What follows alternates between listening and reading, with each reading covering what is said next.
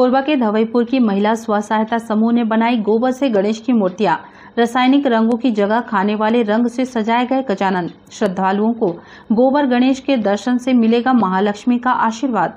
हिंदू परंपरा में बेहद पवित्र और अपने औषधीय महत्व के कारण पंचगव्य में से एक गाय के गोबर से गणेश की मूर्तियां बनाने की पहल कोरबा में शुरू हो गई है। कोरबा के कटघोरा ब्लॉक में धवईपुर की जननी स्व सहायता समूह की महिलाओं ने गोबर और मिट्टी के मिश्रण से इस तरह की मूर्तियां बनाई हैं। इन मूर्तियों में महिलाओं ने रासायनिक रंग की जगह खाने वाले रंग का इस्तेमाल किया है। इस बार के गणेशोत्सव में श्रद्धालु इन मूर्तियों की स्थापना कर पूजा कर सकेंगे। बायोडिग्रेडेबल होने के कारण ये मूर्तियां इको फ्रेंडली होंगी। घर के गमले या खेत में विसर्जित करने पर ये कंपोस्ट खाद में तब्दील हो जाएंगी। इस कारण धवईपुर के जननी स्व सहायता समूह ने गणेश उत्सव जैसे पर्व को भी पर्यावरण संरक्षण का संदेश देने का जरिया बनाया है। हिंदू परंपराओं के अनुसार भगवान गणेश की गोबर की प्रतिमा में पंच तत्वों का वास माना जाता है। खासकर गोबर में महालक्ष्मी वास करती हैं। ऐसे में धवईपुर में बनी गोबर गणेश की प्रतिमाओं के दर्शन से श्रद्धालुओं को विशेष आशीर्वाद मिल सकेगा। गोबर गणेश के दर्शन के लिए उन्हें मध्य प्रदेश के महेश्वर तक नहीं जाना पड़ेगा। इस बार गणेश चतुर्थी 10 सितंबर से बड़े ही धूमधाम से गणपति बप्पा को घर में स्थापित कर अगले 10 दिनों तक पूजा अर्चना चलेगी। भगवान गणेश की आराधना के इस उत्सव की तैयारियां जोरों पर हैं। बाजार में भी गणेश भगवान की रंग बिरंगी मूर्तियां सजी हुई हैं। पर्यावरण के प्रति जागरूकता से पिछले कई वर्षों से इको फ्रेंडली गणपति की स्थापना का चलन बढ़ा है। हर कोई अपने घर मंदिर में इको फ्रेंडली गणेश की मूर्ति ही स्थापना करना चाहता है। कटघोरा के जननी स्व सहायता समूह की महिलाओं द्वारा गोबर से गणेश की मूर्ति बनाए जाने के बाद अब घरों में ही भक्तों को पंचतत्व से युक्त भगवान गणेश के दर्शन हो जाएंगे।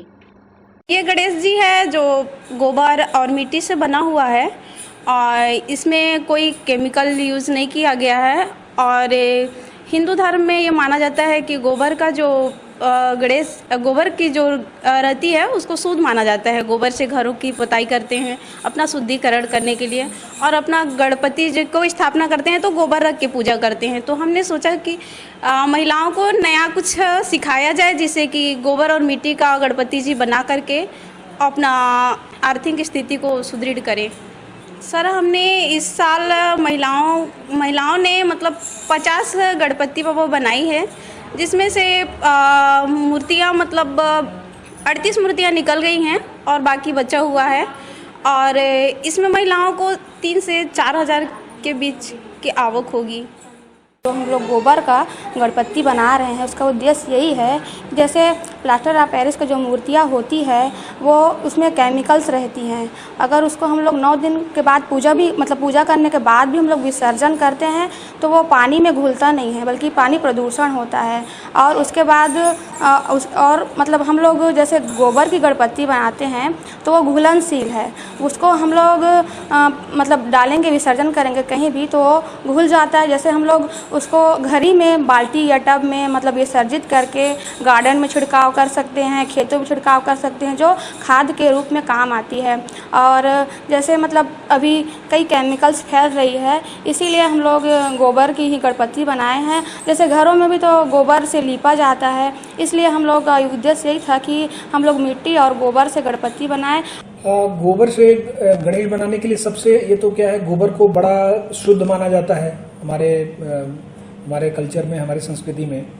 और जो हम लोगों ने जैसे जो मल्टी एक्टिविटी सेंटर में जो हमको पल्वराइजर मशीन मिला है, उससे क्या है कि गोबर को, आप सूखे गोबर को उसको पल्वराइज करके आप उसका पाउडर बना लेते हैं और उस पाउडर से आप या तो मूर्ति बना लें या आप उससे अलग अलग तरह के चित्र बना लें, कलाकारी कर लें। तो उसी के तत्वाधान में हम लोग मूर्ति बनाने का प्रयास कर रहे हैं। हमारे एसएचजी की महिलाएं, और वो इतना अच्छा सुंदर आकार देती हैं उसकी पेंटिंग, जो आपको मार्केट में जो गणेश की मूर्ति मिलेगी उससे बढ़िया और कम दामों में आपको यहाँ गणेश जी की मूर्ति जो भी आने वाले गणेश चतुर्थी में आपको मिलेगा। ये बिल्कुल इको फ्रेंडली है। इसमें आपको कोई भी जो कलर भी है, इनफैक्ट हम ये भी प्रयास कर रहे हैं कि कलर भी जो है वो भी हर्बल हम यूज करें कि एनवायरमेंट को, वातावरण को बिल्कुल भी अशुद्ध न करें। मीडिया फॉर सपोर्ट के लिए मनहर के साथ संतोष अग्रवाल की रिपोर्ट।